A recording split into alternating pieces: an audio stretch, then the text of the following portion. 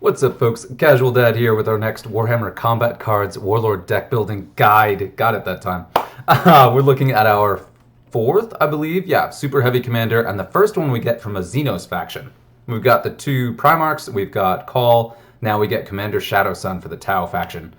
Really excited about this one. Like all of the Supreme Commanders, she comes in at a very high price point with really high stats, especially max. They're also guaranteed to be legendary, and they will all have double abilities, which we're going to look at in a second. But so she does have the second lowest cost. She's 2 points more than Call, a good chunk cheaper than either the Lion or Gulamon himself, but still coming in at a whopping 82 deck points. If you're playing Shadowsun in the base ladder, you're still going to have very few deck points to play with, so we'll talk about that more in a minute. She also comes in with both Precision Shot and Inspiring Presence, both of which really boost up her base attack stats. So she's got a base 145 before it's buffed by the Inspiring Presence, and then also that fires twice on the first turn she drops because she has Precision Shot. And a whopping almost 400 hit points, all of which are pretty phenomenal for a range specialist. Very impressed with this. Very nice piece. And so she comes in, starts at a middling, unimpressive, that's actually still pretty good, even base at like that level 3. And I will note, we're going to actually play some games with this one. This is the first deck building guide where I actually have a super heavy in my collection. More on that later. But I'm particularly glad to do that with Shadowsun because she's actually one of the most complicated and most interesting sort of play-wise designed super heavies we've seen so far. Supreme Commanders we've seen so far. So let's take a look at this. So ability 1, at the end of your turn, friendly cards gain a permanent plus 15% to their ranged attack, their base range, that's important, if they did not change lane in either player's turn. Second ability, additionally, friendly cards attack for 25% of their current ranged attack, whenever an opponent card is deployed opposite it. So double down there, really, really heavy on the ranged attack, but one of the things I really like about Shadowsun, and one of the ways that she is a little cheaper, is this is, of course, extremely powerful, synergizes well with Tau, very shooty, goes both with her character and then also kind of the flavor of the faction. But there is counterplay and risk to playing as Shadowsun because you don't want to move your cards. So if you have a really beefy card about to get a big buff to attack and then somebody drops a target acquired or something scary across from it, there's a lot of incentive not to move it, but you do kind of have to sometimes. So that kind of jumps straight into deck building, so let's go ahead and take a look at that. Also, this whole was delayed a little bit because I did go to Adepticon last week. Woo! So I didn't have time to record this before I left. So happy to get this, and I'm glad. Apologies to iOS users, but I am glad there was an iPhone bug because that is the reason why this is extended to where this video will actually drop before Shadowsun leaves stores. So you'll have a little window where you can still pick her up if you really like her based on this video. So we'll jump in here. Like I said, you have very thin deck building points if you're looking at one of the Supreme Commanders, but it's not nothing. Like, I've actually got 80 or so, well, close to 100 points to spend, give or take, because you get the 200 total minus 82. It's a little bit over 100, actually. But like all of the Supreme Commanders, you can either double down on a very small deck where you just stuff it with your most powerful, highest level cards that benefit from the ability, which is totally valid playstyle, or you spread that out a little bit and you use some really powerful cards that will benefit from the trait and ability, but also really lean on your utility pieces. And now I've opted for kind of a compromise here, so I still have my two heavy hitters. These are the cards with cost and level that's the most efficient for me based on my collection. We've got Barrage in here at a very high base attack stat, really good hit points. That was key to have the hit points, the attack stat, and the cost. This one has the hit points, the attack stat, and the cost, and then has the secondary trait of, or the primary trait rather, Big Game Hunter. Both really powerful tools to help kind of punch through and make sure that games are short, because long games are going to be very challenging for Shadowsun just because you have that thin deck. And that's something to watch out for. And now, rather than have another higher cost point card in there, I've opted to spread that out a bit and lean on my secondary abilities. So I mentioned that the thin max power card is one way to build these decks. Another way to really lean on your Supreme Commanders is also to put in some of your key utility pieces. So your Taunt, your Target Acquired, your Medicae. Those are the three key ones where if you want to put in cheap cards into a Supreme Commander deck, consider putting in as many of those as you can. Especially Taunt and Medicae together are excellent pieces to include in a super heavy deck. Now I've gone with range ready to go ahead and lean on the burst damage mode, and then also thrown in a shield card. Also has really, really good stats. This is an excellent 12-point card, so just was a very natural choice to put in here for the defensive buff of having those shields, but also has a not-nothing ranged attack that will benefit from Shadowsun's abilities. And then last, I've got another Barrage card in here. This is one that was recently buffed, so it was a no-brainer. So the extra hit points, and it has Barrage, and since Shadowsun's ability grants free attacks to cards that drop across, there's a lot of extra utility in Barrage cards. So we're going to go ahead and play a couple games real quick just to show. And I mentioned there's counterplay, right? That's because most of her abilities are related to positioning, where she doesn't want you to... she doesn't want to move her cards. If you're playing against a Shadowsun player, they don't want to switch lanes.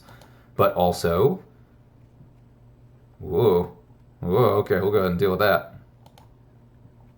Ah, perfect. Boom! A couple things I wanted to highlight about that interaction right there. So with the lane switching that the AI does now, you're actually going to have a harder time setting up where cards are going to drop. But the bonus attack from Shadowsun does trigger before any traits do. So you will actually land hits on cards before their shields go up. It's extremely unlikely that's actually going to be enough to kill something before its shields go up, but you never know. Wow, that was a... Okay, AI, good job. Well done. Developers, take note of that. That just fed me a couple things. So if you're playing against a human player, it's obviously going to be more challenging, but even against an AI, some of the unpredictability of where cards drop does kind of make Shadowsun actually a little bit more challenging than I expected originally. And again, I mentioned really liking this design because there is counterplay, because it's so dependent on positioning. Just because where your cards are seriously impacts whether you get the bonuses at all or if you get both. And now I know I'm not going to get the free attacks anymore, but we'll just go ahead and do that. No, they'll switch lanes. Okay, so if I don't switch lanes, they should get their ranged attack buff.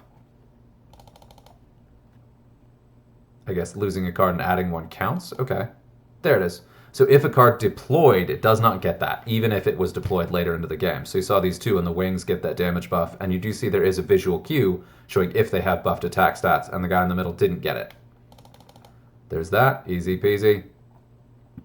But yeah, so she's a very fun Supreme Commander, and it's going to be an interesting one. So I'm going to be focusing on the 200 deck points ladder mode, but obviously she's kind of a monster in Apocalypse mode, which is really what she's designed for. So any campaign where you get that 400 deck points, she can make a real mess. There we go.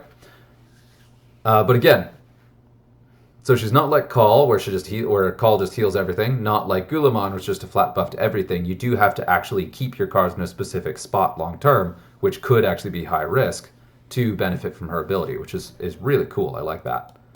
But of course, when it's down to a Warlord deploying, you know exactly where the card is going to drop, and you can set yourself up for pretty good haymaker there. Another note here, this is Greyfax. And again, my ranged attack hit before the actual stat buff did. So that is something to watch out for. The timing on these. So there again, if I set up my card so I had a bunch of barrage there, if I called correctly where things were going to deploy, I could really tag these cards a lot, which I did. But I could have done a lot more before they actually had any of their stats trigger. So shields, Medicae, Greyfax buff, all of these things you can actually play around a little bit in a way no other Warlord's been able to do before. And consistently too, because that's a passive thing that applies to all of your cards. When playing against Shadowsun, of course you want to be careful with your deployments, because I am almost certainly going to get a, barrage shot here. Pretty hefty one that I should not have gotten. So what that player could have done easily by deploying here is just deploy everything against in this lane where the guy was pretty squishy. So that would have been an easy way to guarantee that they took minimal damage in return. So again, that's where I'm talking about there being that counterplay, where you have a lot of ways to get around Shadowsun's ability and not take it. So it's not oppressive in the same way that Call is. Arguably more powerful just because the buffs just happen and do feed into Tao's absolute best strengths. So still really, really strong and really good, but different. I think the design on this one is particularly good. So I'm excited for this to see what we see for the other Supreme Commanders.